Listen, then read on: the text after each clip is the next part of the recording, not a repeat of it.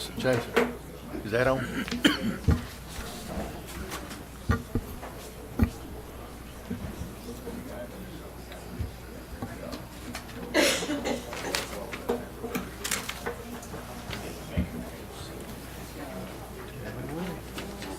All right, y'all ready? All right, I want to welcome everybody to the July 18th, 2023 meeting. Official time is 6 o'clock. If I get approval agenda, please. So moved, Chairman. Second. All in favor, aye? Aye. Ayes have it. Donald Black, he's the deacon of the St. Paul AME Church. We welcome you and thank you very much for coming and opening our meeting. Good afternoon. Let's bow our heads in prayer, please. Heavenly Father, thank you for this assembly of elected commissioners and their constituents, meeting to air concerns and finding common solutions that is equitable to all. Thank you for that such meetings are encouraged as we live in a community that this framework is expected. Keep animosity at bay and allow a compromising spirit to prevail. We have celebrated at the beginning of this month the founding of our country. So let us all seek solutions that the principles written in the Declaration of Independence come to fruition, that all men are created equal and that this government of the people, for the people, and by the people will prevail. Lord, I ask that you give us traveling mercies as we leave this place. I ask this in the name of Jesus. Amen. Amen. I pledge allegiance to the flag of the United States of America and to the republic for which it stands, one nation, under God, indivisible, with liberty and justice for all. Black, thank you very much.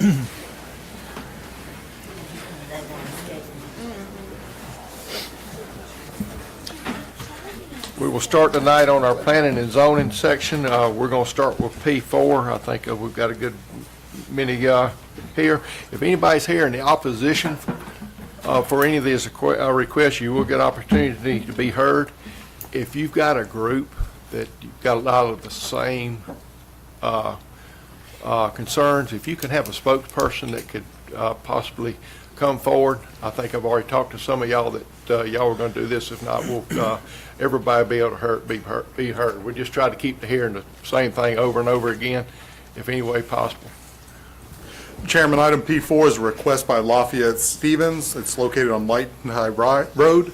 It's a 6.26 acre parcel. The request is to rezone from R1 to C2 to create a commercial parking lot for boats, cars, commercial trucks, RVs, and bus parking for fishing.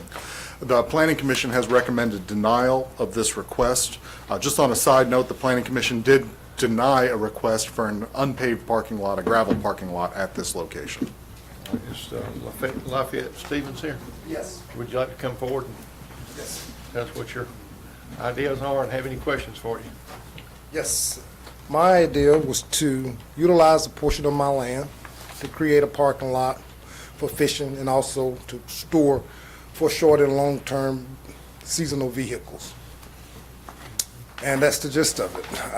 There's a lot of other concerns about my neighbors, about tractor trailers and having an unsafe environment. That is not the intention here. Any questions from the board? Yeah, one. When you say short and long-term recreation, are you talking about Like RVs, campers? Urban campers. A lot of my neighbors, even myself, I have a camper that's parked somewhere else because I can't get it on my land because it's kind of wetland. So I wanted to put some cushion run in so I can actually drive on it. And while I was going to make that investment, I might as well have enough for 20 or 30 other people to park their vehicles as well. I done owned this property for quite a bit of time, and I fish there myself, and a lot of my friends and family would like to come out and enjoy it as well. How many acres? 6.2 acres. Total land, is No. that lake too? Oh, that's the lake too. Okay. And I actually live there on 3 acres. Okay, so Not of that land, on Okay, a separate deed. 6.2 separate. Yes. How big is the lake on it? How much? So, a little over an acre. Not exactly sure, but I know it's over an acre of water. You can't park too many people to fish at one time, can you? Not too many. That's never was the intention to have people in, not all time of night. I live there as well. Were you going to have it fenced such as a commercial lot with like some type of lighting around the perimeter and things like that, make it light bright up at night so keep crime That- out and people plundering? That wasn't my initial plan. I was gonna have a gate put up in front. I was only planning to light the gate. The lighting I use on my own property pretty much lights up the property. And I wouldn't, looking for people that coming out, picking up their camper at 10 o'clock at night. I would think they would do it during the day so they can hitch up everything properly. Anything else? Anything? Anyone else? Question? So, everything around you is residential, correct? Pretty much. And when did you split your piece of property up from being your home and all the acreage there? I never actually split it up. Me and my brother actually owned it together. And then he decided he wasn't going to build there. Then I decided to buy it from him, I want to say around 2016, 17 time frame. And that's when you put it in the LLC? Correct. Is that all, Commissioner? Commissioner Martin, any questions? If he wanted to do a lot, to crush and run lot on a residential property, this might be a Tim question, there isn't a zoning restriction for that. If he wanted to gravel a portion of his property for private use, that is correct. There is not a restriction on that. Okay. So he does not need commercial for private use. Correct. Perfect. Okay. So, to me, that means you want to do it for commercial purposes, not just for your neighbors to store their vehicles? Is this monetarily based? Absolutely. After I looked into the cost of putting the gravel in and getting it all ready and got to put a special drain in to drain the water off into my pond. So based on the land value and based on the money I would have to spend in there, so I decided, so I went to talking to other people that own campers and park otherwhere, and they're like, oh man, yes, that'd be a great place, you know. When you spend $100,000+ for an RV, you would like a safe place to park it. But, I'm going Yes, to go ma'am. back again. Yes, ma'am. But my main concern is you're also wanting to put in commercial trucks there. And we all know No. that there is a huge shortage of parking spots for commercial vehicles. You can't That's even- what's in your Okay. Yes, I did say trucks. commercial trucks. You can't even bring gravel, well, you can't even bring loaded trucks on that road right at this time. So, marketing semis wouldn't be a smart move, because you can't even bring them on our street. Are these the pictures that you provided with your application? Yes, ma'am. So is that not a commercial truck that's in that picture for that? Well, I actually went out and. So is that a commercial truck that you have in there? I'm looking at the parking lot. Thank you. Yes, ma'am. Any more questions from the board? None. All right, Mr. Stevens, we'll give you another opportunity to come forward after the opposition. Okay. has their time. Opposition for this request. You got? If you would introduce yourself, and we know who you are, but somebody watching might not. All right. My name's Christopher Peavy. I appreciate you all allowing us the opportunity to come and voice our concerns about our community. I'm pastor of Christ Community Church, which is at the corner of Light and Tie and Royal Lane, which is 565 Light and Tie Road. Also a 20-year resident of the Royal Oaks community, which is Royal Lane, basically, beside the church.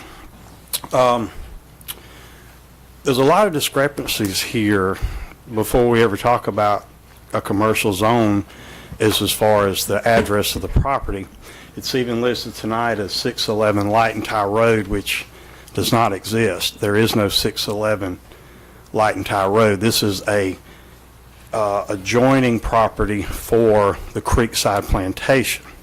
It was originally 2 4-acre lots, and then it was rezoned into a 3-acre for the house and a 6-acre for what he is wanting to convert to a commercial property. It was then sold to an LLC, which is a South Carolina LLC, which is an active business right now that manages that particular piece of property. So if you look in the comprehensive plan for Jones County, you'll see that Gray Highway and 49 are both commercial and industrial districts. Everything that lies between the two is residential. So there's really, I don't see where at this point in time our existence in the community and what that road is built for and restricted to as far as commercial vehicles, that there's really a C2 commercial lot is something it's definitely not up and down light and tie. Everything there's residential. If someone wanted to build a subdivision, that's what you do in a suburban residential area. If it was just about fishing in a pond, there are a lot of private ponds around his where people fish. If this was just about him putting in a little driveway to get his own personal stuff in and out to his property, I don't see where we could say anything about that as well. But there is a great concern for what will happen with that property should the county commissioners overturn, which is a recommendation from planning and zoning to not allow this residential property to be converted to commercial. There's plenty of space on 49. There's plenty of space up and down Gray Highway, even bypass whatever's built for these type of vehicles. There's plenty of land for that.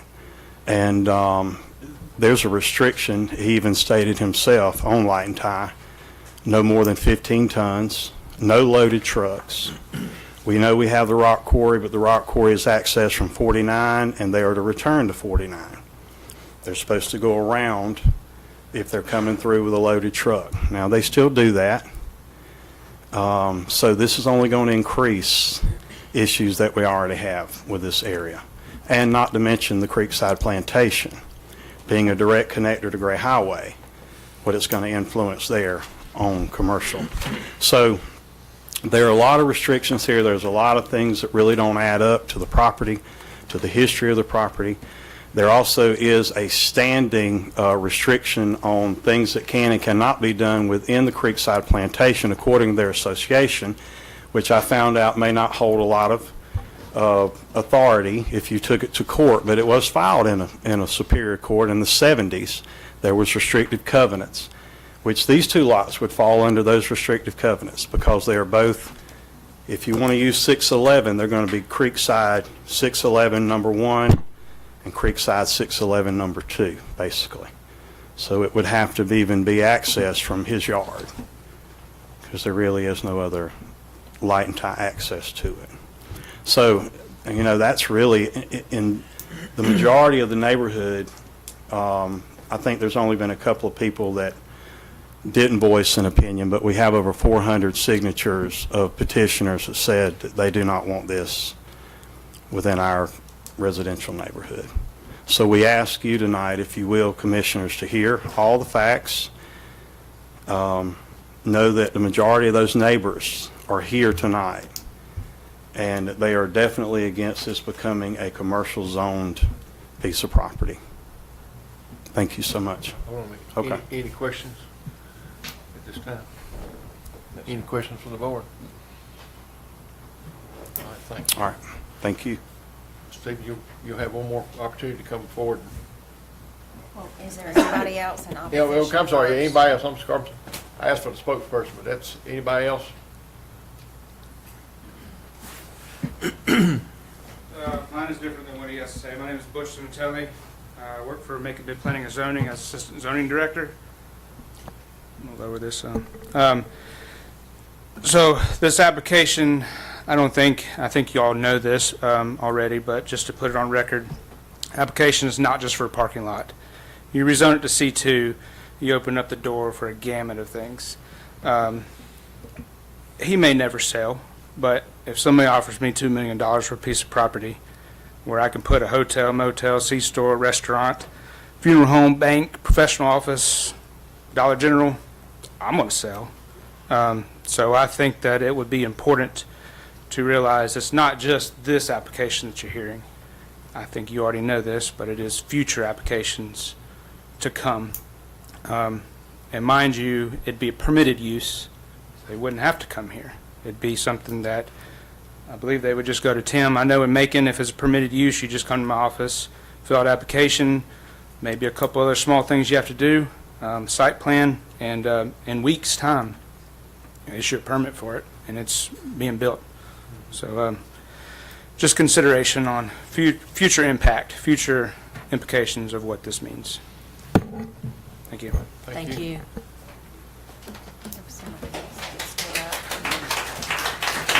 Application time. We got it? Well, I think if there's somebody else Any- that wants to speak, anyone out? and, because somebody else was up, Sure. and then we'll allow the applicant to rebut. My name is Leanne Snow. I've lived in Creekside subdivision for 31 years, a lot longer than him. I've seen a lot of growth in this community. We're always excited for the growth because that helps with our tax base. But not in my backyard. My backyard backs right up to this pond. He has not lived in that area for 30 years.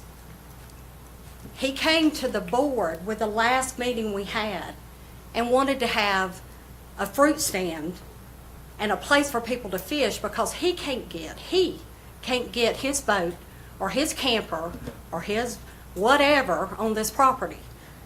I've lived there 31 years. When I got ready to build a shop, my house, the land behind my house didn't perk.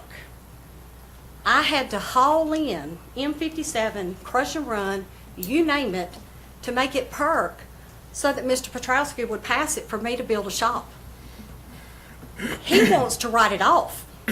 I mean, if we're looking at the big picture, he wants to put a parking lot in his backyard where his friends and his family can come hang out and fish and have a write-off and maybe make a little income.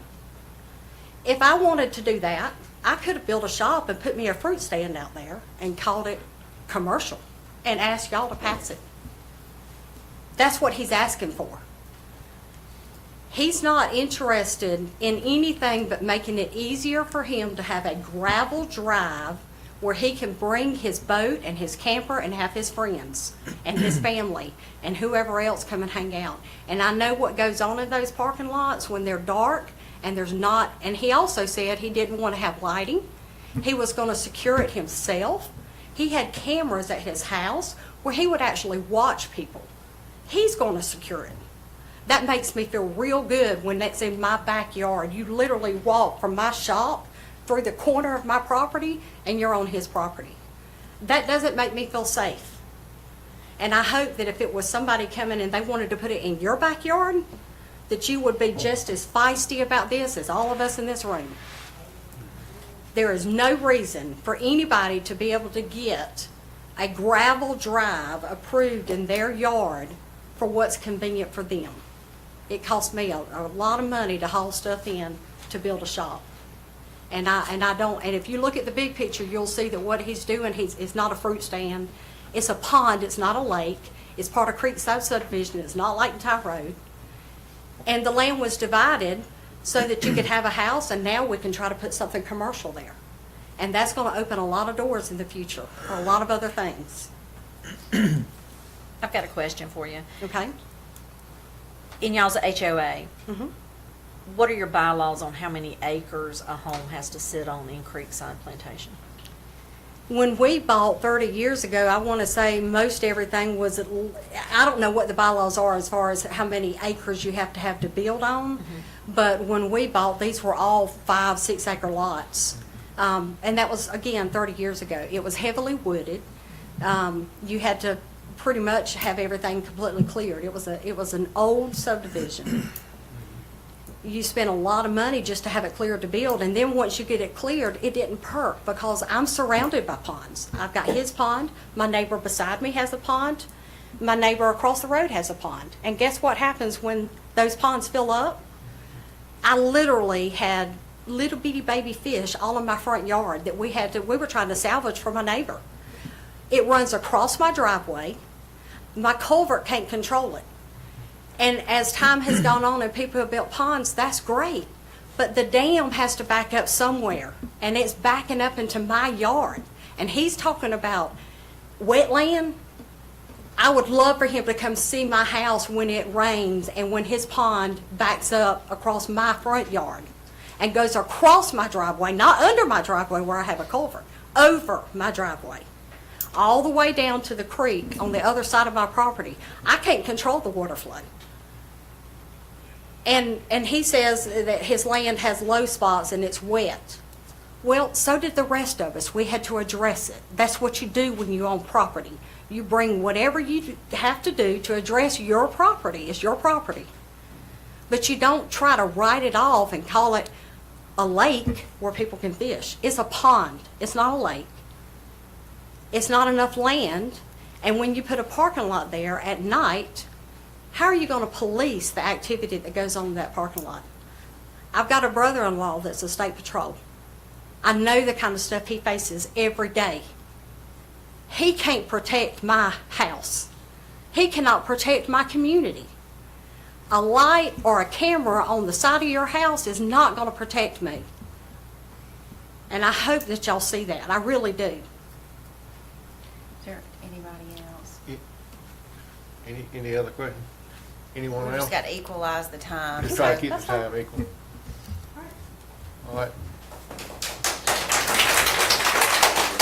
Mr. Stevens, you want to try to keep the time? You got anything else you'd like to talk to the board about?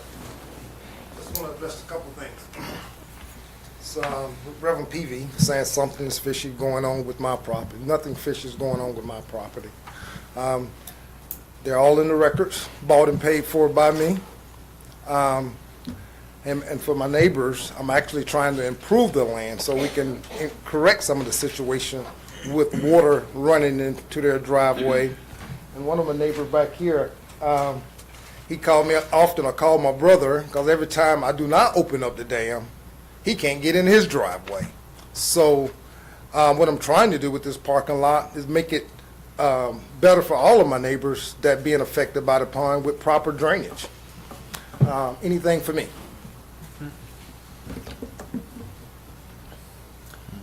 What's the will of the board? I make a motion to deny the request for P4. Second. Second? Any more discussion? Chairman, I just make a friendly amendment to denial based on the suitability of the subject property and the existing use and zoning of nearby Exactly. property.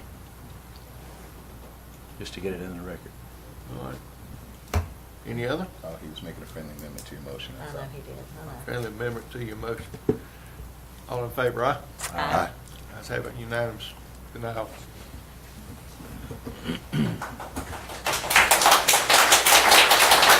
Wherever you want. Chairman, we'll go back to the top of the agenda now. We'll take item P1. This is a request by Christina Searles to amend Section 66 of the Comprehensive Land Development Resolution. The Planning Commission recommended approval of this request, but it was a change to the verbiage that she had suggested. And you have a copy of that suggested verbiage. Any questions from the board?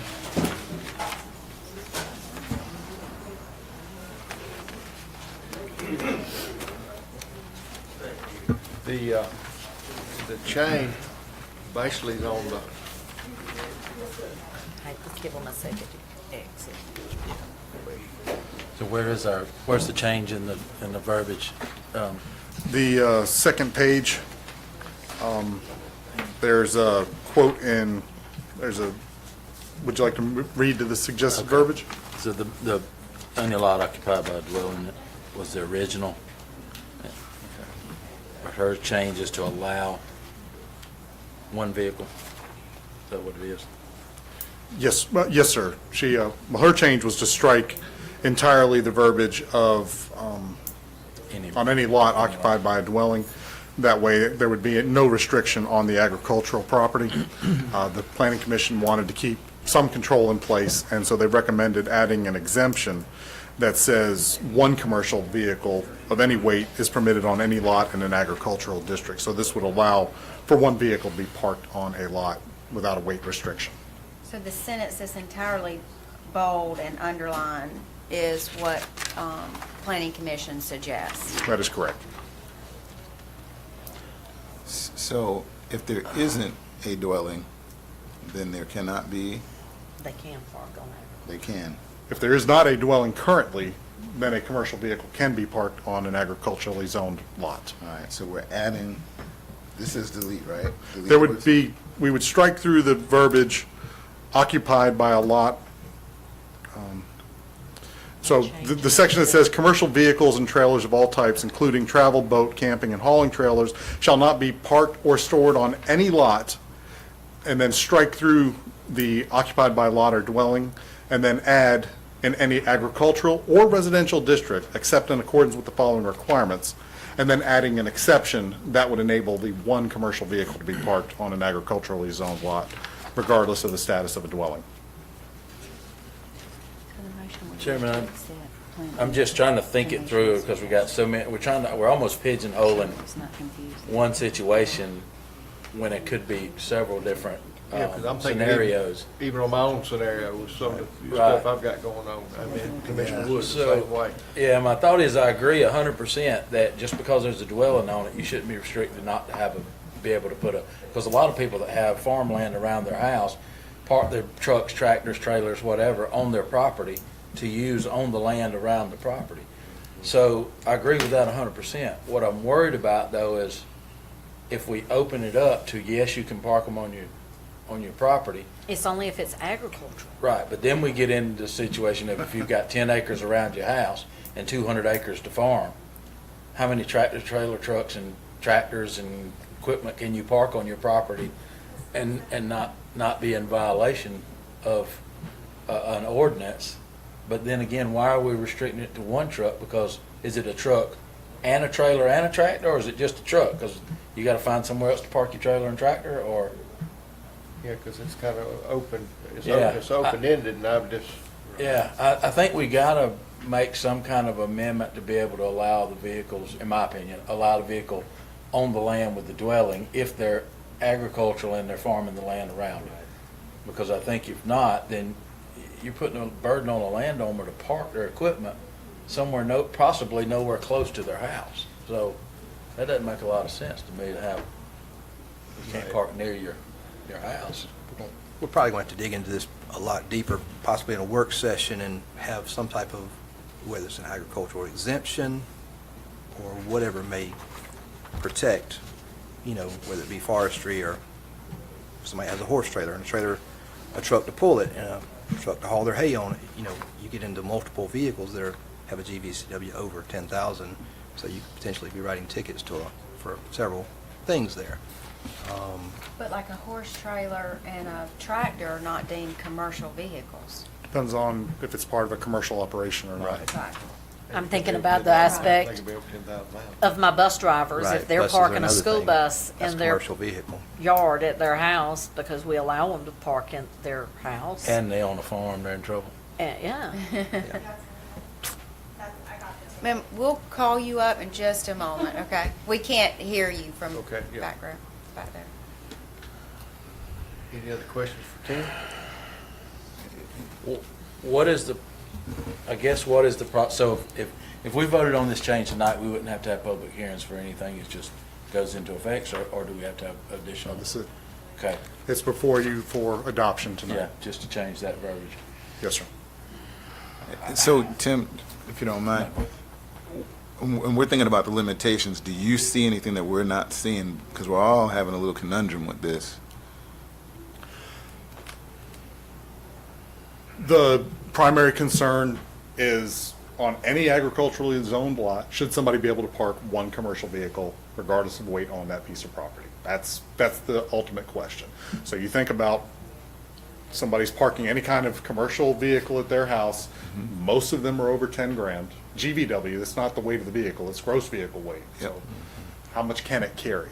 So an F-350 may weigh 8,000 pounds, but GVW is going to be a lot more than that. So where are you at with that?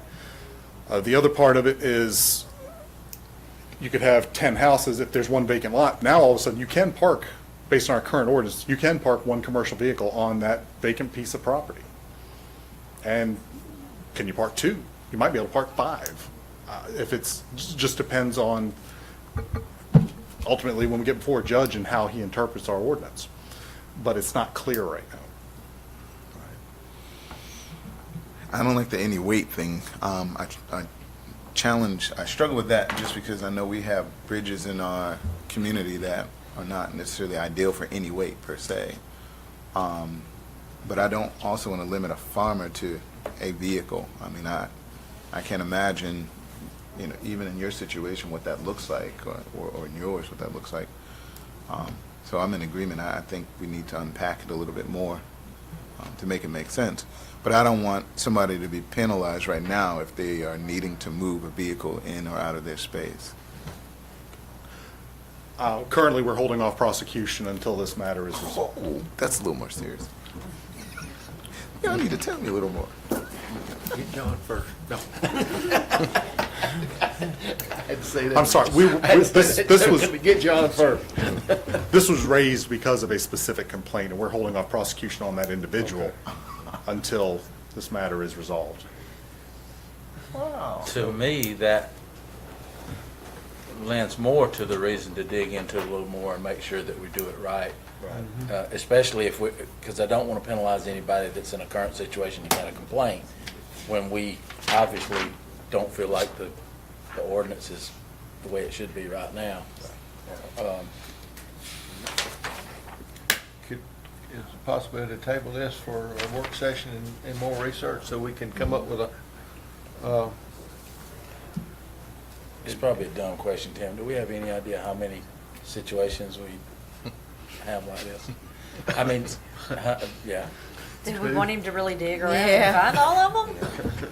I think what I would like to see is maybe some recommendations on, you know what we're looking for. We don't want to pigeonhole it to one vehicle, but we don't want to get into the point of where we got to determine whether it's a 50 vehicle parking lot, you know?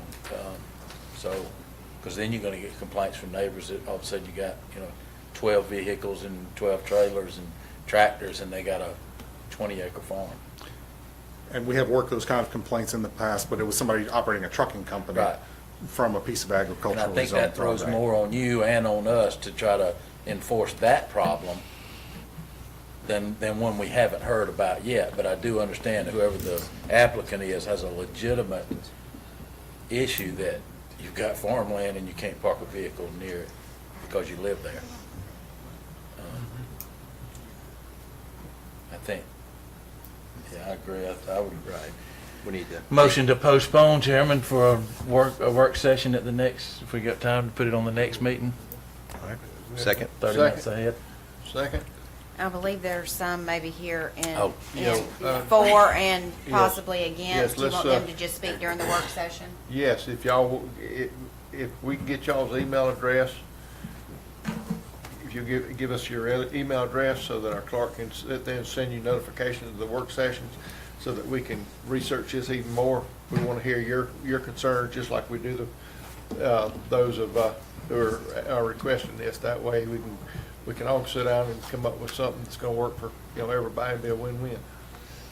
So I did have a quick question for Tim. Are you up against a deadline that we need to make a decision? No, sir. Okay. Well, we've got a 180-day clock ticking. It's either 120 or 180-day clock ticking. At the end of that time period, the Planning Commission's recommendation will stand. I just can't remember if it's 120 or 180 off the top of Do my you know head. where we are in the clock right now? That clock is, 21 days right now, roughly? I'll say day one for us. Yeah. Okay. All right, thank you. All right. All in favor, aye? Uh, Thank you, Tim. Thank you. Chairman, item P2 is a request by Bradley Baptist Church, located at 821 Monticello Highway. They have the property next door to the church. They want to establish a parking lot for the existing church on this property. So the request is to rezone from Ag 1 to C1 to allow that parking lot. Planning Commission has recommended approval of this request. All right. Reverend Steve, are you here on answer any questions? Yes, sir. How are y'all? You're fine. How you doing? Doing great. I'll let you know after the meeting, man. Just kidding. Y'all have our, I guess, requests. We just need additional parking, so we wanted to just come in and just, that's all we're looking for is just, we actually outlined 2 acres but we will not be disturbing more than an acre. For the record, I won't be able to participate because I park on that paved area from time to time. When you visit the church. Okay. When Yeah, your he's wife been can get you to coming. go. I said, when your wife can get you to go. That ain't wife getting to go. Hush. What was the last sermon about? Pastor Johnson, that's a win right there, already. God is moving, isn't he? Amen. I invite y'all to come. He does a great deal. You'll remember a lot of his sermons too. That's, What was the last one about? huh? How about your Carhartt jeans? He is right on it. I got mine on. Okay. I've even shared some of them in this meeting. Oh, wow. So, Any questions? Let's see, I too am a member of the church, so I have to step back from it. Man, Oh. All right. Who was Tick, it? tick, tick, tick. Anybody else? Was there anybody that had anything they had to say? I know you have to ask these Anybody questions. opposed to this request? Miss, one vote. Come Miss come Early. forward. yeah. Introduce yourself and I'm Earlene Hamilton. I'm not opposed to the request, I'm only opposed that it be a commercial zoning request. After conversation with Tim after the meeting, I realized I should have asked in the meeting, I didn't, that was my fault. But Tim identified a clause in, I talked with Steve as well, where there is a way for this parking lot to be allowed as a conditional use that would what I was not gonna ask. require us to place a commercial zoning up there on the scenic byway in the middle of a residential agricultural area. So Steve and the church could have the parking lot. We could protect the area from a commercial spot zoning for all intents and purposes and still accomplish what he would like to do and what we would like to see done as the Historic Preservation Commission to keep that byway safe. any questions from Ms. Early? No, that was the exact question I was going to ask Tim, was that the possibility for a conditional use? And if so, if that's acceptable to the applicant, does that make us go back in front of the zoner, or can we do that here? Okay. Anyone else opposed to this? Commissioner Kitchens, you already got a good start on it. Motion to approve the request pending it be changed to a conditional use for a parking lot for the church. second. Second. And not rezoned. And not rezone, conditional use instead of rezoning, G commercial. Second. Any more discussion? All in favor, aye? Aye. Ayes have it. By the way, services start at 11 a.m., just want y'all to know that. And I just want to share with you, thank you, because one of the things that we have is Tim Tebow Night to Shine, and we need a lot of additional parking for that event, which is amazing. Y'all Awesome to, event. Participate in that. Yes. It's a great deal. I've already got my buddy for next year already lined up, and I had a good time. Well done. Chairman, our final zoning request this evening, item P3, is a request by Wendy Sherlock to rezone the property next door to 2938 Gray Highway from C2 to R1 to allow the construction of 4 single-family dwellings. Planning Commission has recommended approval of this request. Is Ms. Sherlock here tonight? Yeah.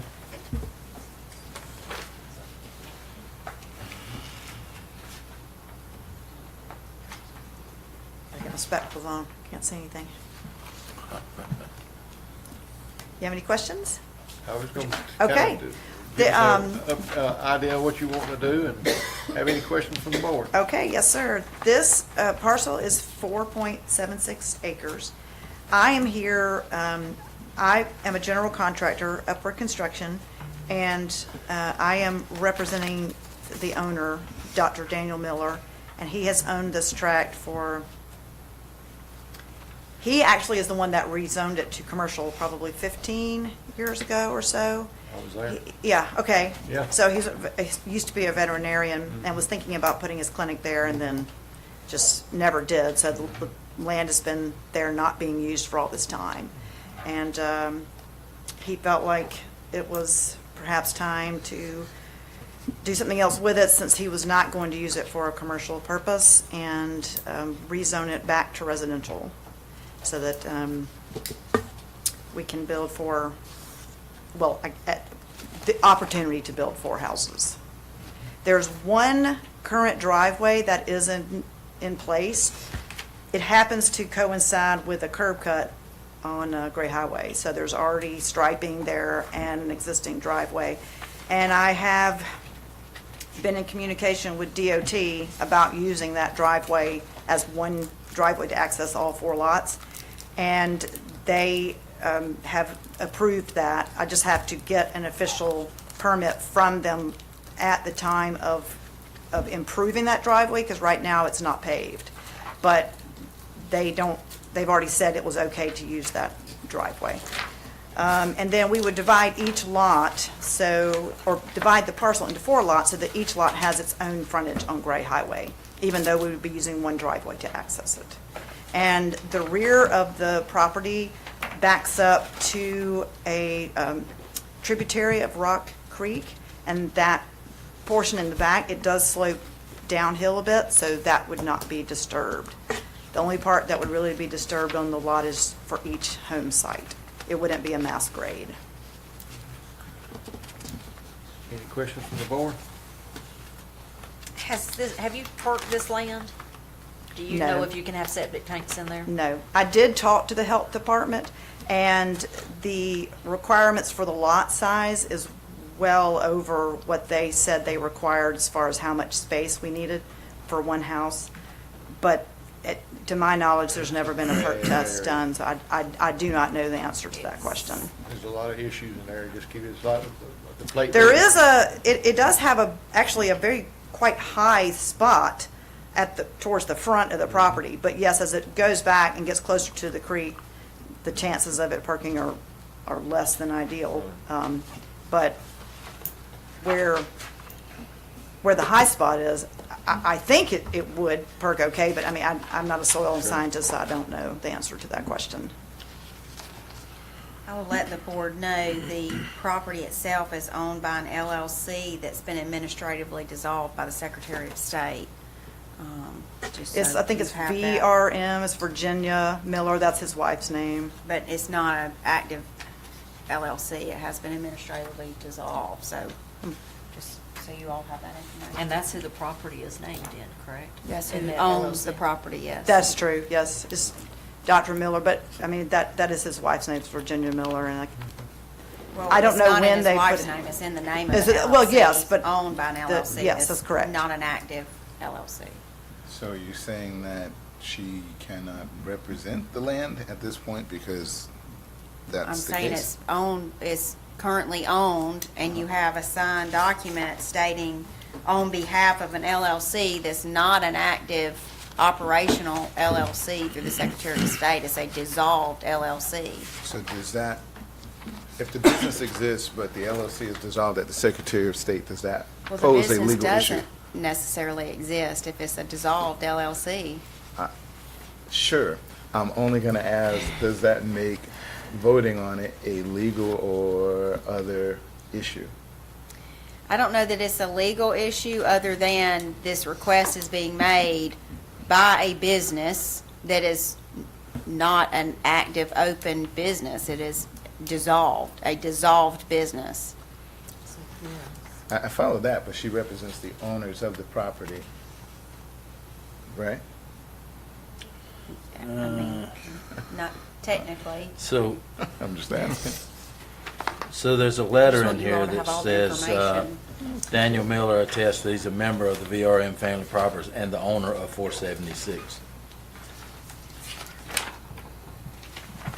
But he's So- not the owner. Right. And his wife's, or I guess it's his wife, he's not even the registered agent. I guess he's a member of the LLC, but to your point, they didn't pay their dues or something, I guess, and got. I It's don't a know. dissolved business. Uh-huh. Because even if the LLC was in place, he would have to be a member with the authority to Make the request. make the request and authorize her to. Well, but a do it. member is, isn't that internal? I mean, I have members of my LLC that aren't the Secretary of State, they're not on the Secretary of State's. Right, but if they don't have majority, if they don't have the ability So to what do make you a need, the operating, decision, or the articles of, or the operating agreement, is that what? You need a member that has the ability to make decisions on behalf of the LLC. And it would have Which to would be be an active determined in the LLC. operating Yes. agreement of the LLC. Yeah. Correct. So one You got person in rights your to act, LLC It's got to be an could active, it legally can't. sign do business contracts unless they without do. y'all's That's right. agreement. Okay, so Dr. Right now, you've got, we don't know what his status is as a member. Is he the majority member? Does he have the ability to make decisions on behalf of the LLC? And it's got to be an active, right now, it does not have ability to operate business in Georgia. So it's operating. I don't know the answers to any of those questions. I just, when he gave me the piece of paper that said, I attest that I am, I don't know. Yeah. I don't have a copy of their LLC's personal operating agreement. No, I don't. I'm just letting you all know. Hey, I understand. I'm registered with the Secretary of State, and I'm current for the next couple of years. Any other questions? No, so are we not able to consider it based on it not having the verified, I mean, if we're verifying, I get it, there's no viable LLC to make this application. Right. And then there's an attestment from an owner that is also a member of a non-valid LLC. So I think if we're able to vote on it based on the application, that's one thing. If we're not able to vote on it because the application's not valid, then I guess that part's in the story and it can always come back. But if it's able to vote on it, I think we make the decision based on what's here. And I would, Just curiosity, and I'm in real estate, and Commissioner Martin and, several of us are. A C2 is a hard thing to come up with. I can't believe that he won. It's much more valuable. Well, I guess it's valuable as C2 if you have a use for it, but in his, to him, at this point in time, with housing being kind of in a shortage a bit, he feels like right now, for his best interest, he can do better with houses. So what I would tell the board is, if you want to have the full sort of hearing and hear any opposition, and then if the board itself, after discussion, is so inclined to approve, then it has to be postponed because you don't have a viable applicant. If the board is so inclined to deny, you can deny regardless. You can deny the application. So, I think when we're here, we go ahead and hear it, because if it's a denial, we do it. If it's an approval, we know that then to come back is to just ratify it, right? right. Is there any more questions for the applicant? Anyone here tonight in opposition to this request? You can have a seat. And they'll You call can you have a back. seat, we'll call you back up. Whoever wants to go first. I see 4 or 5 hands.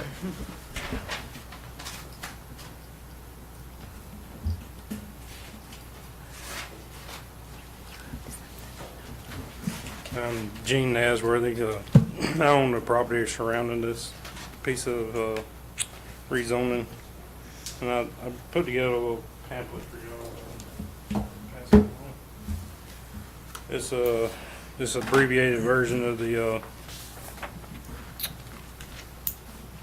land map that shows what Jones County's purpose of planning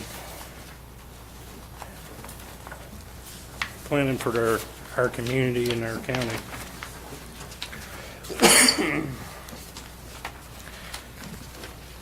So, and this property was brought before Planning and Zoning Committee on the 26th of June. The committee approved the rezoning without knowing the square footage of these homes and the intent of the uses is whether they was gonna sell these homes, he's gonna rent them, if it's gonna be low-income housing, what the homes would look like. They also didn't discuss the fact that rezoning this property goes directly against 22 2022 Joint Comprehensive Plan for Jones County, which y'all have a abbreviated copy of. At this time, I'd like to, for you to turn the attention to the comprehensive plan. As we look at the overview plan process on top of page 2, you'll notice that the highlighted area that this plan is created in compliance of Georgia Department of Community Affairs and was adopted in June 28, 2022. This plan will serve as a guide in local government over the next 20 years and as useful tool to promote and maintain future growth and improvement to the quality of life of all residents. The plan also details Jones County's future land use to assist in guiding community development. On the next page, the Jones County zoning regulations in place to assist the community with protecting the character of the community and ensuring orderly and well-planned growth and development. Due to this practice, the county is required to develop the land use element of the comprehensive plan. In quotations, rather than maintaining specific goals or needs related to land use, Jones County will continually seek to improve their land development ordinance in a manner that promotes growth in accordance with future land use map. If you will turn over a couple of pages to the Jones County future land use map, you'll see, as stated in the previous page of commercial section, Jones County is currently limited to numerous convenience highway commercial development. Commercial property shown in red on the map is very limited on Highway 129 and contains mostly in the area of the property that we are discussing. You'll notice on the next page is a blown up section of the map where this property is located. Notice that it is located near the center of the largest section of limited commercial property on Highway 129. As we have reviewed in the Jones County 2022 Joint Comprehensive Plan, you can see that upon review that the rezoning of this property would directly go against the plan laid out by the county and compliance from the Georgia Department of Community Affairs to ensure property growth of the county and maintain a balance of business and home development. My concerns with this property rezoning is a few things. One major concern with it is the growth of this community. I own property right behind it's residential. I plan to build my house there, and I own 5 acres of commercial next to the church, just down the road. And as the limited amount of space for commercial area on Jones County, especially on Gray Highway, I don't feel that it benefits the community, it benefits the county by changing from commercial to residential. As now, roughly around 80% of the taxes are paid by the individual. And in order for proper growth or to better maintain the county, you'd want more business to come in, centrally located, not in spotted out all throughout the community, but centrally located on your main highways to help absorb the tax burden to where you can lower the taxes for the individual, to give them more money in their pockets to where they can grow and do more things throughout the community. It also commercial property brings in more individuals to work in the area, which brings in more revenue to the county, where residential property really doesn't give you that benefit. But I believe that with the limited amount of commercial property, that it's better to maintain it that way. It's a lot harder to convert residential property into commercial property for business purpose, and especially along these roads. You don't want them all out next door to your house or out in the agriculture area or just spotted all over the community. You want to keep it more centrally located so you can get bigger water mains in to support the business and eventually sewer systems to come in. I thank y'all for y'all's time, and I appreciate y'all's service to Jones County. Any questions right quick? From the board? Your property, did you have but your home sits farther back off from this side? We haven't built yet. Okay, We're so it's looking to build in the next few years. It would sit not directly behind it, but kind of quarter, and our driveway would come in right beside this property to the highway.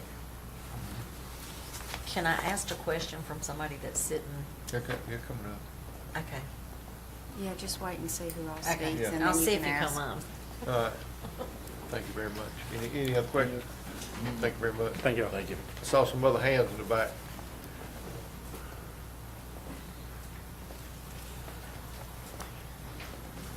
What you hopping Roberts, for? I own the property on 2996 Gray Highway, which is just beyond Gene.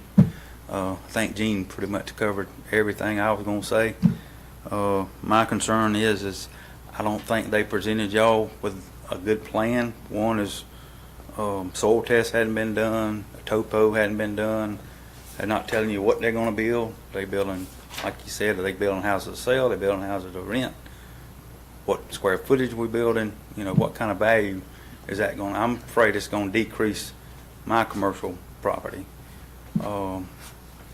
And like he was saying, that's a commercial corridor coming down Gray Highway right there. Why would we want to go from commercial to residential?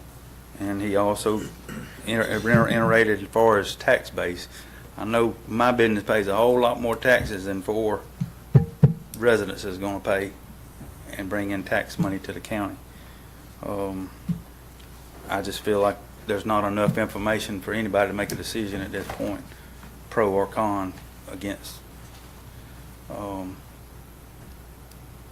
And there's also, and I'm not sure if this has been addressed, but the driveway she's talking about is actually an easement for Georgia Power to get to that power line right there and work on it.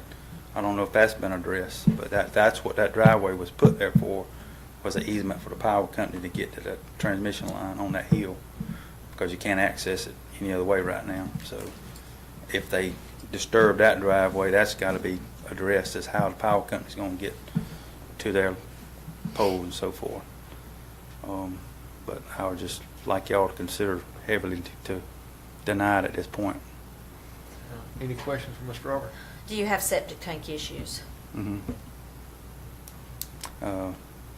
I bought the property 2.5 years ago, and I have 18 employees, and I have to have it pumped probably every 3 or 4 months, just because I don't have any. It doesn't perk. It doesn't drain very well. If it's dry, everything works great. A lot of rain, I got a problem. Just because of the drainage, all the drainage off of that property comes right over the drain field. But it's nothing. I done talked to a septic tank guy, and there's not a whole lot I can do. So it's kind of limited there. Any other questions? Thank you, Mr. Roberts. Thank I don't know if it's got any bearing on it, Chris. Come on, come on. Come up. Okay. I don't know if it's got any bearing on this or not, but there's also Introduce yourself. Chuck Lloyd, 410 Union Hill Church Road. All right. There's a 12-inch water main that runs up that driveway that Mr. Roberts is talking about. So I don't know if that had any bearing, but it runs all the way up that hill and right down in front of his building. All right, thank you. Mr. Henson, you had your hand up. Come on. He's trying not to limp like Keith. That's who you want to talk to, wasn't it? Yeah. Hey, Thank y'all for being here tonight. I own 3000 Gray Highway, and I own 3006 Gray Highway. I'm right next door to the electric company. And yeah, we're having septic tank problems there. If anybody's familiar with Gray Highway, everything on the right side coming into Gray, it drops off at the bottom. We also own the property at 3378 Gray Highway, the thrift store. We own the Sunrise Inn. And we had to update the Sunrise Inn, and it was a pretty big chunk. We wound up having to put in 2 sump pumps to handle it, and we have no kitchens in the motel. So I'm going along with the other 2 guys here, my 2 neighbors here, that it's commercial property. The 3000 Gray Highway, I have a leasee there. A leaser there. They're leasing the property, 5-star vending. They currently operate about 75 to 85 employees. So that area, we just need to keep it commercial if we can. I think that's going to be the best interest for the community. Thank you very much. Oh, any questions? Any questions? You got mine when you talked about the septic there. Yeah, yeah. That's it. I don't know. I think back, most of you guys are a lot younger than I am, but at one time, Gray Highway was a single lane. It hadn't always been 4 lane. So I think what happened, they pulled a lot of dirt from the right side and built everything up. That's why everything on the right-hand side is gully.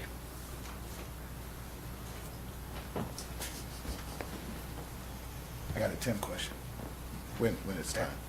Tim question. Yeah. Anybody? Anyone else in opposition? Any other opposition? I saw 4 hands. I think all 4 come up. And then give her an opportunity to rebut. and We'll have one more opportunity to come forward if the board's got any more questions for me.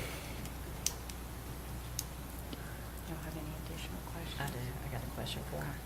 As far as the septic tanks, as to whether or not the property perks, I mean, obviously, even if you do vote to approve that it gets divided into 4 residential lots, if 3 of the 4 do not perk, he can't put a septic tank in.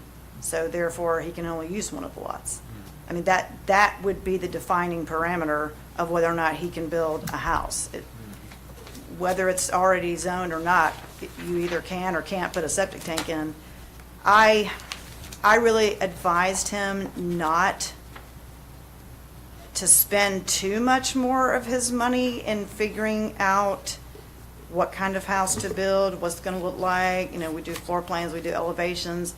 On the outside chance that it doesn't get approved, then he will have spent a lot of time and effort to come up with floor plans for something that doesn't happen. So I just felt the highest and best use of his money really was to wait and see, first of all, if it, was approved.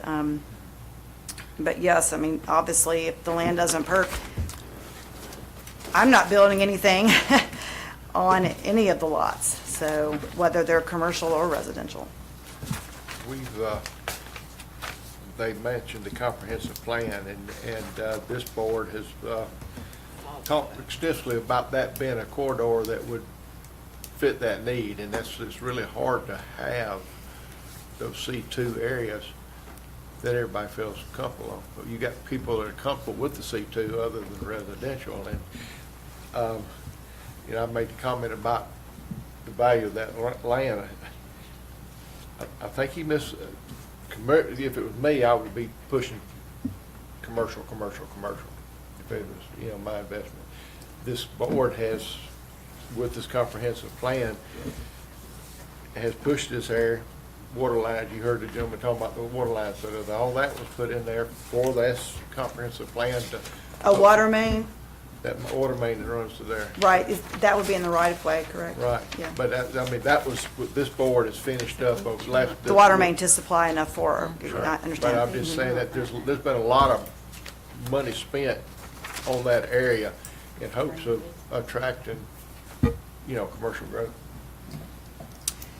Oh, yes, I understand completely. And I think what's interesting is generally, what, I've been to a lot of zoning hearings in various counties, and generally what I find is the very first item on the agenda is that people fight for something to be zoned commercial. Exactly. And we're going the other direction, and people fight to not have it zoned back to residential.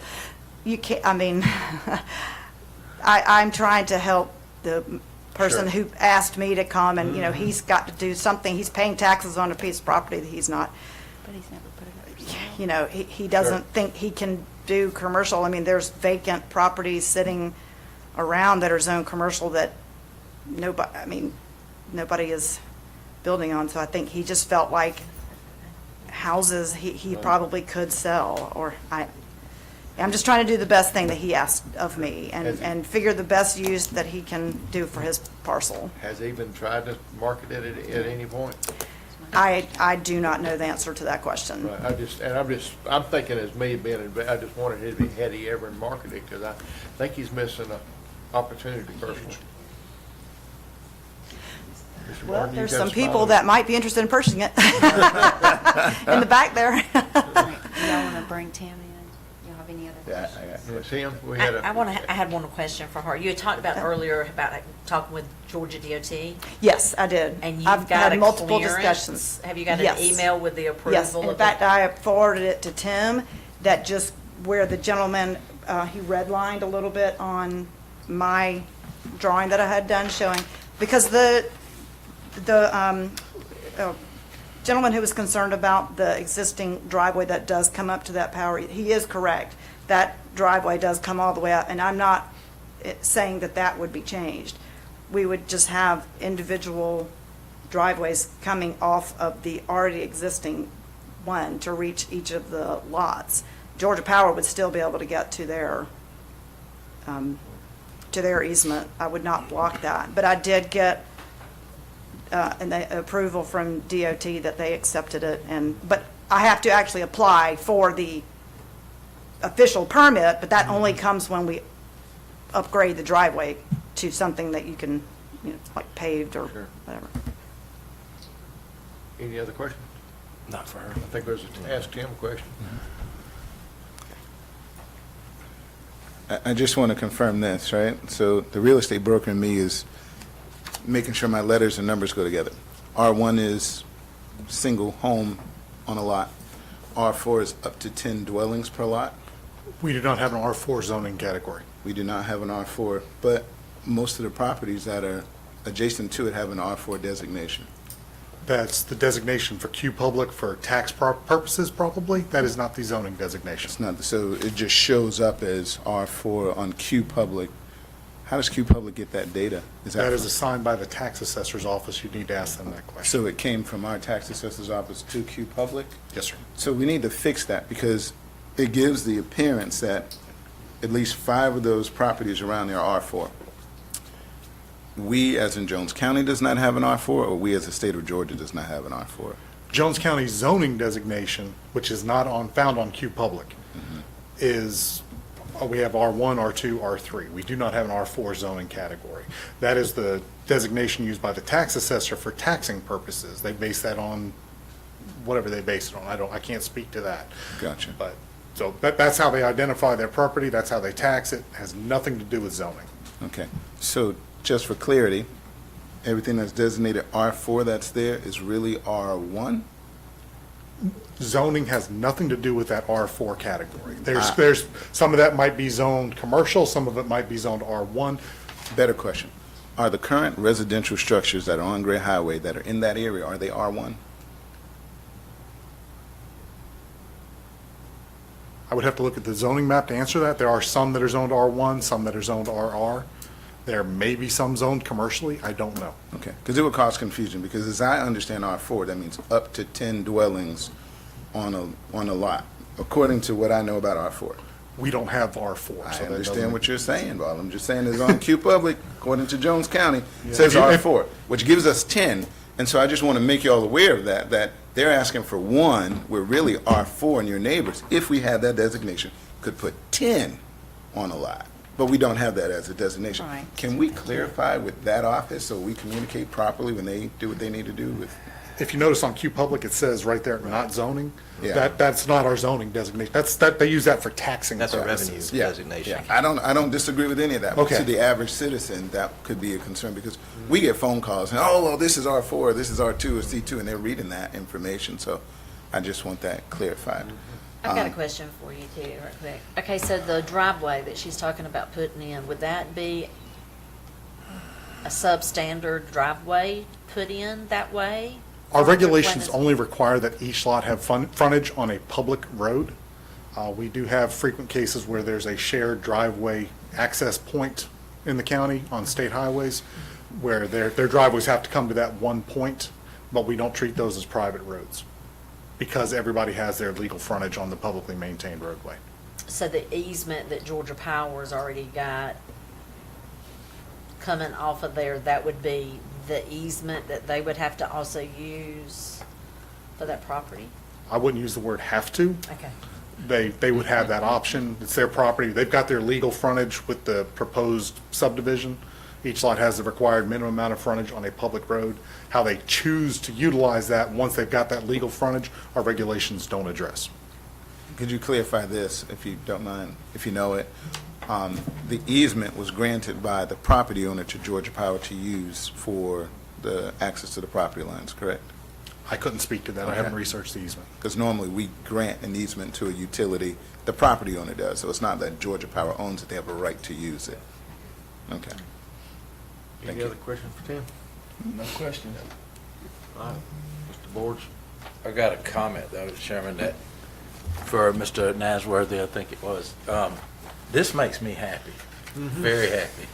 There was a lot of time and effort from this board, the city, school district, everybody, our public-private partners, everybody to go into what we want the future of Jones County and the city of Gray to look like. That's why it's a joint comprehensive plan. Lays out everything we envision over the next year, several years. We always talk about using that as a guide because there's no use in making a 20, 30, 50-year plan if you're not going towards it at all times. I understand. I was so torn on this one because I firmly believe that if I own a piece of property, the government ought to stay out of it as much as possible because I ought to be able to do what I want to on my property. I get that. But we have all these laws and regulations and all this about government responsibility and government's role in what is best for the public. And one of our biggest things here is we've known that we don't have a good even supply of residential, commercial, and industrial developments in this county. The rooftops in Jones County are supporting 80% of our taxes. That's not good. It needs to be more even than that. This plan, we identified a corridor for commercial growth, just like we did 49 off the 57 on the industrial park. For the last several years, we've talked in here during our budgets about, and even have plans in place and funding in place to run serviceable water lines for commercial growth, serviceable sewer lines for commercial growth, all up and down Gray Highway. That's the first thing we talk about is providing the services needed to attract commercial use of that corridor that we designated as commercial. I think, in my personal opinion, it would be insane to designate a commercial piece of property that we are spending tons of money and time and effort and plans on as commercial to a residential area.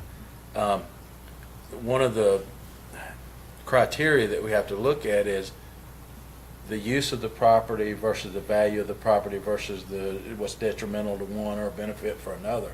And I think she mentioned that the property's been sitting there for a while. His intent is to sell that property because to him it has more value selling 4 lots or creating 4 lots to build houses, whether to sell, rent, or whatever the purpose is. There's more value to the owner for that. That may be true. It may not be true unless we're talking about whether someone is marketing it to sell as a commercial piece of property. What will be true, though, is if you've got a whole commercial corridor and these people around its commercial property have one value, and all of a sudden you start putting residential in there, I think it is going to decrease the value of the commercial property around them. So that's just my 2 cents worth on it. I'll be glad to make a motion, Chairman. Why don't we have a motion and second for the purposes of further discussion? Well, I didn't discuss it all. I didn't No. ask for was if it I would didn't want to work. cut off your That's the flow. only thing I didn't ask if it would. Wendy, work. We need a motion first. Let's have a motion and second. for the purposes of Chairman, based discussion. on the relative gain of the gain to the public compared to the hardship imposed on the individual property owners is my, and based on the fact that we have a joint comprehensive plan that we've been guided by for 6 or 8 years now, I recommend we deny this request. Second. Motion second. Any more discussion? I would just say that, there's that crossroad between rights and what is right. As a homeowner, I agree with what Sam said. I'm a property owner. I believe I should have the right to do what I want to do with my property. The real estate personnel in me says there's R1 designations all around it, and it would be congruent with what's next door and adjacent if you're looking at the property to the right.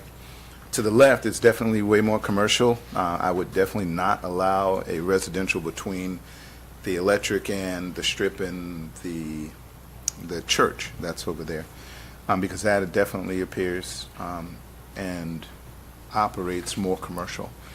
The Perkin and what goes on the property, I'm not so much concerned as that's the property owner or the developer's responsibility to make it work.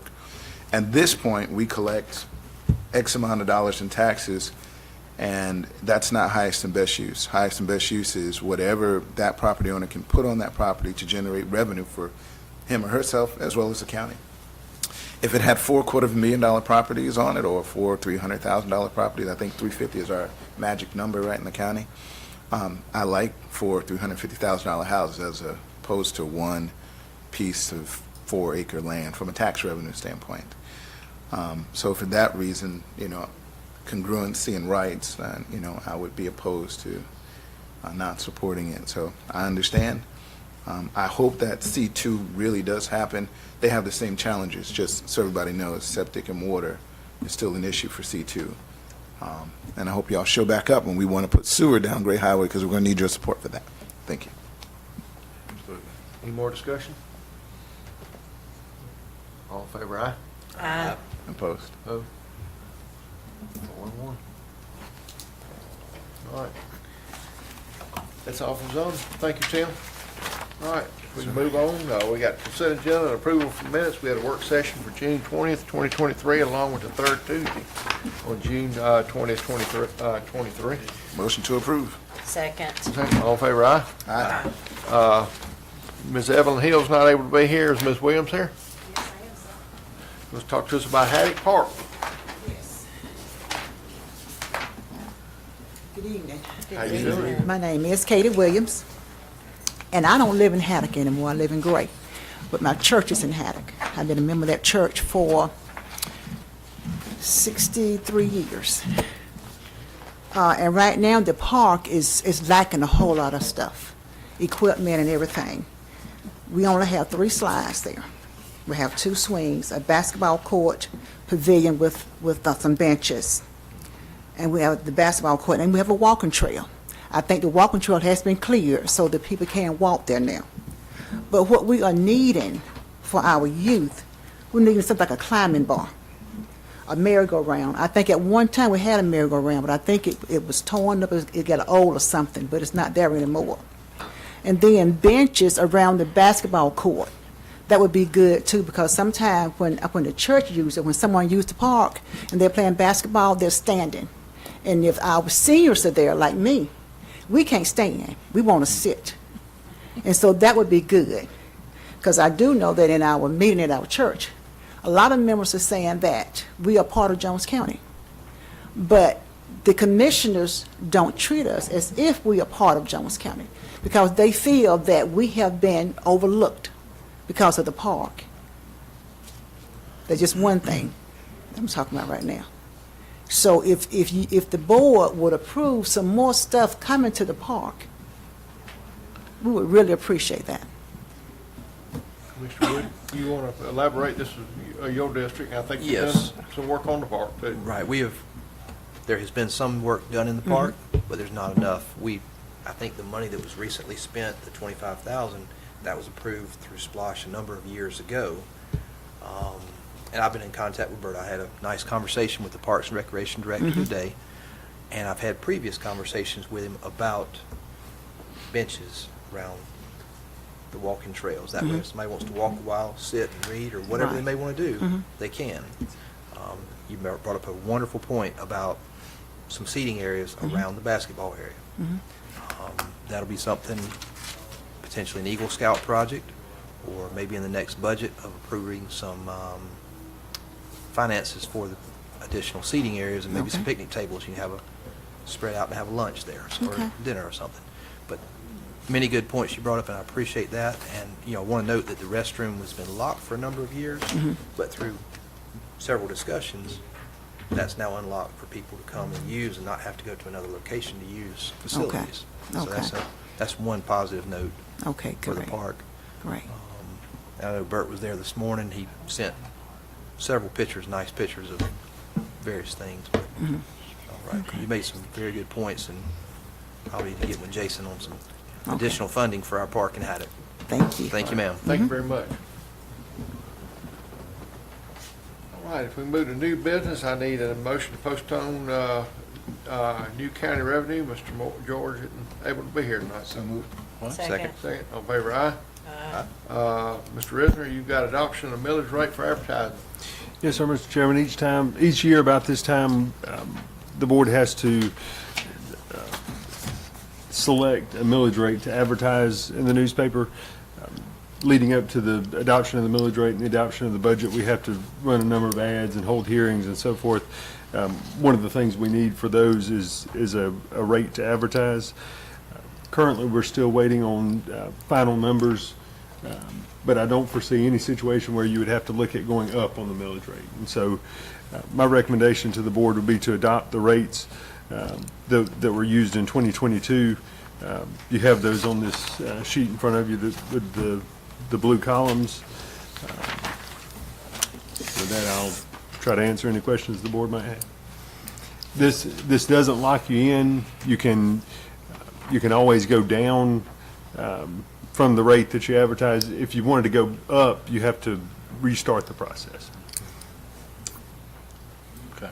So the recommendation is the same as 2022? Yes, sir. Which we actually rolled back a little in 2021, 22. I'm good. Chairman, I did just want to make a comment about this because I've been having to deal with it in my day job a lot here lately too. And everybody's talking about taxes, millage rates, values, properties, and all that kind of stuff. I think everybody, and first I want to say I get calls all the time. Well, y'all need to quit raising our taxes. You need to stop raising our taxes. You need to stop doing this.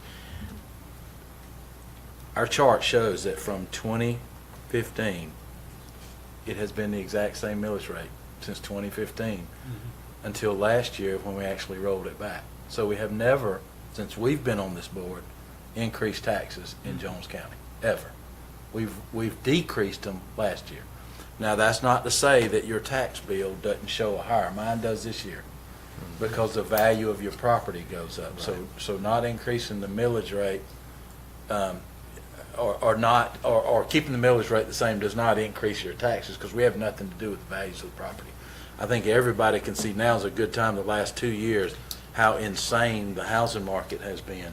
Everybody's talking about now, if you sold your house right now, you better have another one because you'd be homeless trying to buy another house. There's no inventory and the prices are sky high. Well, that drives up property values all over the place. And so when that happens, we're not increasing the millage rate, but your property values are higher. So if you sold it, you would get more for it. That's why I think a lot of people see that, well, my taxes that I owe are more. Yes, because the property that you own is worth more. But that has nothing to do with the Board of Commissioners, and it has nothing to do with the tax assessors. By law, they assess it this way, by law. That's uniform and it's intentional by law. So I just wanted to say that, and I would, do we need to make the motion tonight, Jason? Yes, and the motion is not to, you can just say, adopt for advertisement purposes. Okay. Make a motion, we adopt the millage rate the same as 2022 for the purpose of advertising. Second. Second. Any more discussion? None, all in favor, aye? Is it per? Aye. We had enough discussion before. I was gonna say, Sam does all his discussion before. That's right. He explains why he's getting ready to Because go. I'm afraid when you start asking if it's gonna perk, you know? The property's gonna perk. All right. And Ms. Hill just logged in. All right, you do, Jason, you're gonna cover for Mr. Risner, who's at his son's birthday party tonight. Mr. Risner, you're gonna step in for Mr. Risner? I mean, excuse me, Mr. We all Oh, you know who I'm know talking where about. it is, I wanna yeah. see this. All right, Mr., hey, Bert. So during the budget process last year, there was money approved to upgrade some of our scoreboards. Bert and his team have done everything they can to sort of rehab the scoreboards we have. He's reached the point where now we have a number of boards that need to be completely replaced. The total cost to replace these boards, you have a proposal in your packet, it's about $30,000. That is still remaining in the budget that was approved. Two things about this. One, the pricing you had before you was secured through Sourcewell, and so it has been competitively bid. The other thing about this is the system that he's looking at here is a proprietary system. It doesn't require a box to be placed in each scoring tower. Those get damaged oftentimes, and this would eliminate that requirement. So it's a proprietary product, and it's the pricing is through Sourcewell. Since it's over the $25,000 amount, we're bringing it before the board. Our purchasing ordinance does allow purchases to be made through Sourcewell and similar organizations because they have been competitively bid. So I would just request that the board give Bert authorization to proceed with this purchase. And this is for 7 boards. Yes. Motion to approve, Chairman, before our discussion. Wendy, would you like, Commissioner Any Brown, would you like discussion, to- Wendy? Come- I was fixing to make a motion, but Mr. Well, we'll take a second. A second. Well, I was trying to get Any some discussion? discussion, Wendy. I would just say that, Sam, he's gotten in trouble. He's trying to do I'm trying to do the thing. right thing, Wendy. I was just I'm gonna make the trying. motion, Sam Kitchens. All in favor, aye? Wait, did have a quick question. Oh, I thought we were through. Yeah, We're sorry. having friendly discussion. We had a motion and a second, and now let's See, discuss. that's Yeah, why yeah. I discussed before I motioned. I get it now, Sam. So real quickly, Jason, maybe you can answer, somebody else. The total number of boards in the county is, I'd have to check that. I Is it don't like know off the 10? top of my head. No, it'd be more than Wait, that. that's on that. all right. So we're only down to 7 boards not functioning at this point? Yes. I say there's probably 14 total boards. Okay, because I thought it was a big number Just too. small outside Mhm. school boards. And I'm going to trust Bert on this only because I know I've seen the football advertisement for the signs. I just want to make sure that we don't have a board that's on the edge and we need to go ahead and replace it now. That's all I'm asking. If we know that that one's on the edge, football season's about to start, I'd rather replace all of the necessary boards so we don't have any snafus during the season. But if he's good, I'm good. I think this will get us to a good place. You know, there's probably at some point in the future where we will have to look at replacing more, but my understanding is this will remedy the issues we've got right now. Than the others, right? I Mhm. mean, the new part, obviously, probably. I believe there's 20 boards in the county. 20, okay. 20. All right. And because we don't know where they're going, we're just somewhere good. No, I'm good. Thank you. No smiling, all that over, all in favor, aye? Aye. Ayes have it, thank you. Miss Leslie, Yes. you coming up with some, holidays for us? The judges at the courthouse need y'all to approve the 24 holiday schedule. The judges do. That's what Shannon said. So I'm going based on what Shannon requested. I'd like to add They're July. probably doing their calendar for next year and Oh. they know when the courthouse is gonna be closed. I'd like to add July 5th. July 5th. It's a Thursday. Friday. That way they'd have Thursday, Friday. All right, No let's see. freezing weather over July, so we might be. What does, Christmas? The other one? Tuesday and Wednesday, yeah. So,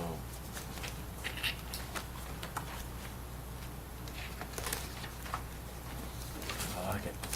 You like it? With July 5th, absolutely. You want to start us off? Motion to approve the 2024 holiday schedule with July 5th edition. Second. Second. Any discussion? All in favor, aye? Aye. Ayes have it. Old business department head.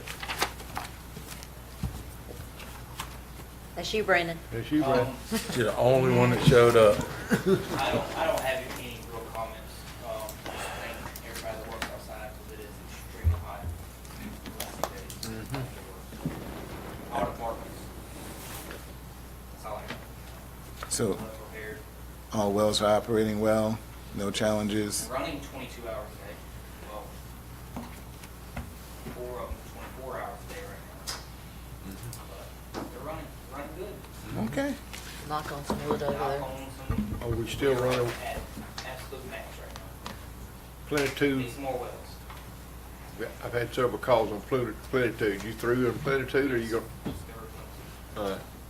I kept saying, I got several calls that we had a leak on plenitude, but that was on purpose, so we're Okay. good. All right, Mr. Resner? Just make sure it was perfect. I don't have anything. Wow. These two ladies up here, Nothing, Chairman. citizen comments tonight.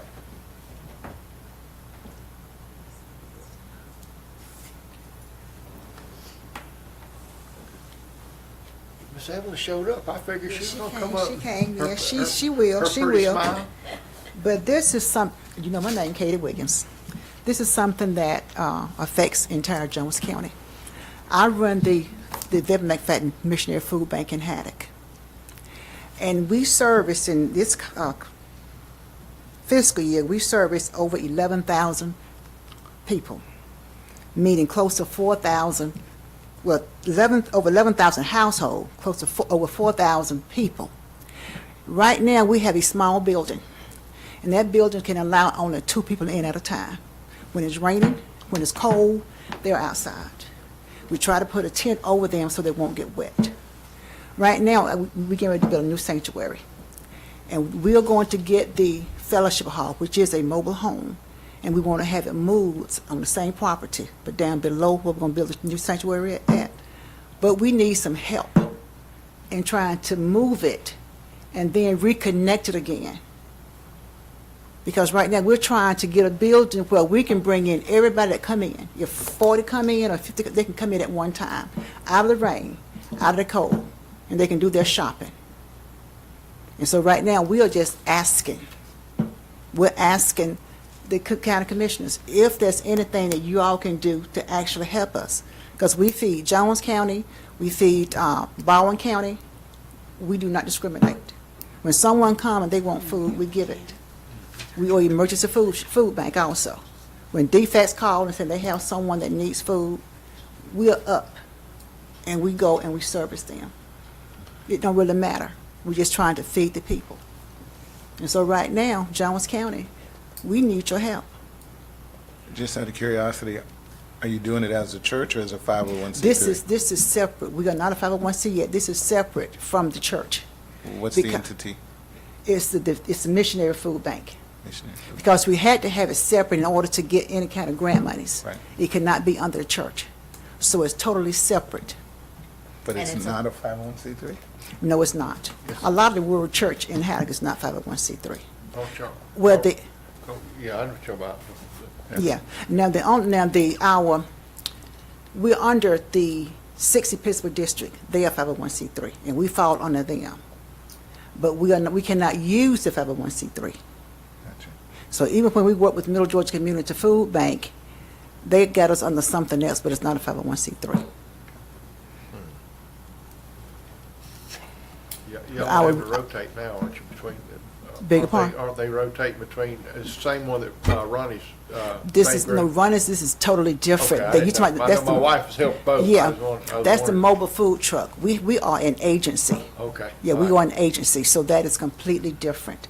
And and we cannot be connected for, say, financially, our reporting system, finances cannot be connected to the church.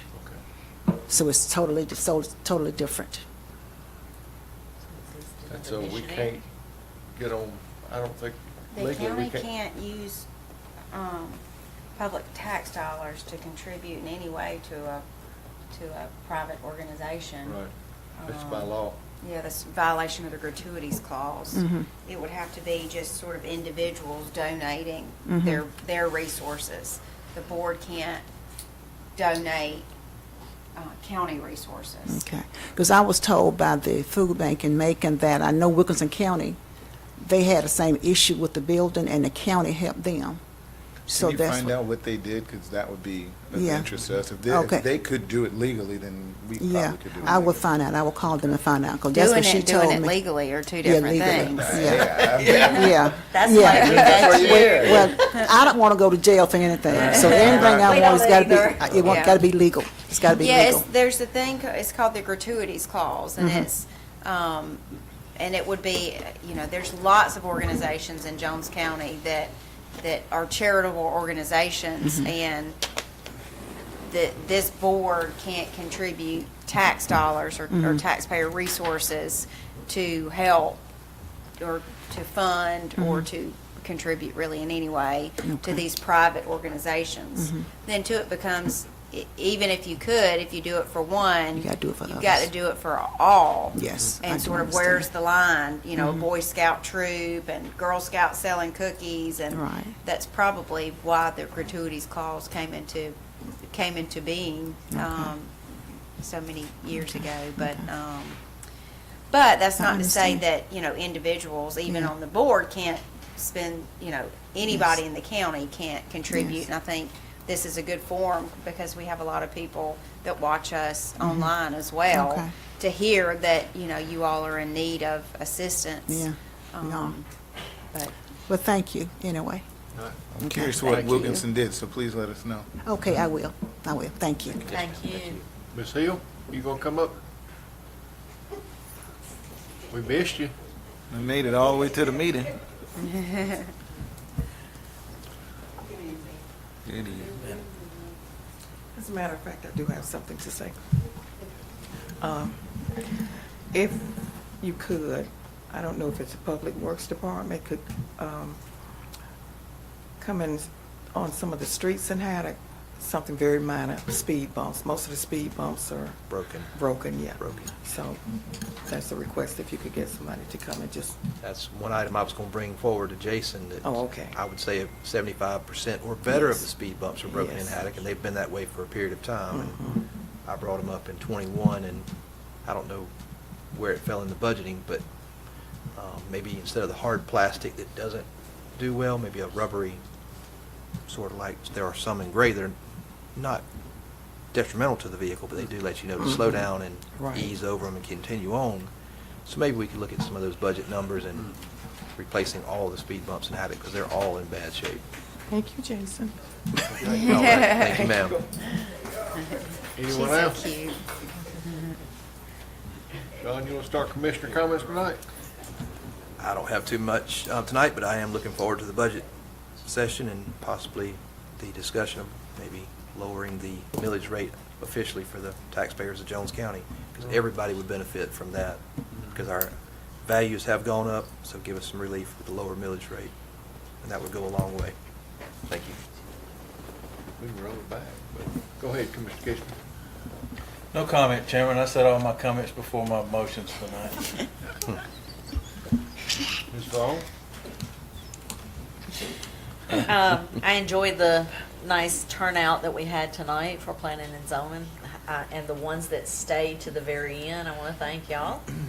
I appreciate the friendship of your sisters that came with you. That's important. Haddock is important. I'm closer to Haddock as I am to Gray. I'm on that little corner over there of the county. John just gets to be the lucky one that's your commissioner. So I grew up going to Haddock Baptist Church, so I do understand that y'all are important. Don't ever think that you're not. You know, even though I have to tell people, no, it's not named after a fish. It's a nice little community. So don't blink when you go through the caution light. But I appreciate y'all coming and fighting for your community. Thank y'all. Mr. Martin? Yeah, I wrote Haddock first as well. She stole your thunder. She surely did. I'm just going to echo, what Wendy said, because I appreciate John willing to do the work, and I appreciate you all willing to come putting him to work. That's what we're here for. We're here for you. There's been some negligence, without question, and that goes across the county for certain areas. But that's the old adage, is the squeaky wheel gets the oil. I had no idea that certain things were happening in that park, because that's not a park I go to, right? I'm mountain biking over on 49 or playing basketball. And so I fought the good fight for that work, and I'm happy that John is taking up that responsibility. And I appreciate you bringing all of us into the fold to make sure that happens, because it does take a village. Workforce development, again, I know normally we do a much better job of implementing it in the beginning of the year, but we didn't do so well this year, I don't think. You missed a meeting. Miss Debbie did a nice article on it. I'm not so much concerned about the article as I am concerned about putting kids to work. And I just want to formalize, and I appreciate Debbie for doing that, but formalizing it within the county, that we make sure that each department has 2 to 5 children. Obviously, the larger the department, the more it can handle parks and recs. And for reasons just like this for Haddock, right? There's a group of kids that are in Haddock that can probably take some ownership and do some good work there. No different than on 49 and Liberty Park. And then within the county, creating that pipeline to employment. We want to make sure that Jones Countyans have a place to work, and that even for those kids that don't go to college, they know that they have a home here in Jones County, because as you look around the county, a lot of people are aging up, and Chuck has a lot to give, to teach somebody some heavy equipment operating. I might even show up. And formalizing the EMA relationship. We know we've been talking fire department for 4+ years. I don't think it's grown in those 4 years. I think it's shrunk. But if we formalize those relationships, and again, we leverage workforce development, and we make it our commitment to get kids in and make them aware and get them employed, and even leverage the resources at our workforce development, we can help a lot of kids take advantage of those opportunities and improve the county. So I just want to put that out there, because there are communities that need it, the county that needs it, and I think going forward next year, we need to do a really good job of making sure it happens. And we had about workforce, we had a very good, Mr. Stillings did a great job, came and talked to a lot of people, a lot of concern. It clarified who can and can't qualify for workforce development, his challenges that he has, and Ms. Debbie did a great job, because workforce development doesn't have a line item for advertisement, so she did a very great job when she did an article covering that to educate folks, and we don't have any problem coming, to other groups or other churches to see, the opportunity there is, and but it is an important part of the county for sure.